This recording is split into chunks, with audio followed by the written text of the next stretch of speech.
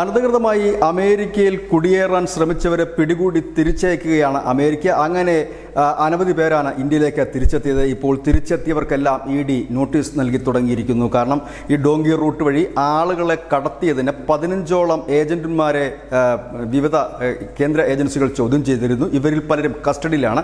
ഇതിൻ്റെ ഭാഗമായി കള്ളപ്പണം വെളുപ്പിക്കലിൻ്റെ ഒരു കേസും കൂടി അന്വേഷിക്കുന്നുണ്ട്. അതുകൊണ്ട് തന്നെ ഈ തിരിച്ച് അയക്കപ്പെട്ടവർക്കെല്ലാം തന്നെ നോട്ടീസ് നൽകിയിരിക്കുന്നു. ആദ്യം നൽകിയിരിക്കുന്നത് 10 പഞ്ചാബികൾക്കും ഒരു ഹരിയാന സ്വദേശിക്കുമാണ് നൽകിയിരിക്കുന്നത്.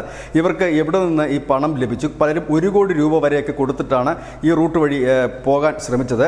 എവിടെ നിന്നാണ് ഇവർക്ക് ഈ പണം ലഭിച്ചത്? ഏത് രീതിയിലാണ് ഇവർ ഏജന്റുമാർക്ക് ഈ പണം നൽകിയത്? തുടങ്ങിയ കാര്യങ്ങളൊക്കെ അന്വേഷണ പരിധിയിൽ വരുന്നുണ്ട്. ഏതായാലും ഒരു അനധികൃത മാർഗത്തിലൂടെ നാടുവിടാൻ ശ്രമിച്ചവരെല്ലാം ഇപ്പോൾ പെട്ട അവസ്ഥയിലാണ്. അമേരിക്കയിൽ നിന്ന് പുറത്താക്കുക മാത്രമായിരുന്നില്ല, ഇപ്പോൾ രാജ്യത്ത് തിരിച്ചെത്തിയപ്പോൾ അതിലെ കൊലക്കേസ് പ്രതികളെ എല്ലാം തന്നെ എയർപോർട്ടിൽ വെച്ച് പോലീസ് അറസ്റ്റ് ചെയ്യുന്നൊരു സാഹചര്യമുണ്ടായി. തുടർന്ന് NIA അടക്കമുള്ള അന്വേഷണ ഏജൻസികളും അന്വേഷണത്തിലാണ്. കാരണം ഇത്രയേറെ മനുഷ്യക്കടത്ത് എങ്ങനെ നടന്നു? ഇതിൽ ക്രിമിനൽ സ്വഭാവങ്ങളുണ്ടോ? അതോ കൊലക്കേസിലെയും ഇല്ലെങ്കിൽ വിഘടനവാദ സംഘടനകളിലും മറ്റും പ്രവർത്തിക്കുന്നവർ ഇത്തരത്തിൽ നാടുകടത്താനുള്ള നീക്കം ഉണ്ടായിട്ടുണ്ടോ? തുടങ്ങിയ കാര്യങ്ങളെല്ലാം തന്നെ വിശദമായി വിവിധ അന്വേഷണ ഏജൻസികൾ പരിശോധിച്ചു വരികയാണ്. അതിനിടയിലാണ് ഇപ്പോൾ ED നോട്ടീസും നൽകിയിരിക്കുന്നത്. ന്യൂസ് ഡെസ്ക് ന്യൂസിൻ്റെ മലയാളം.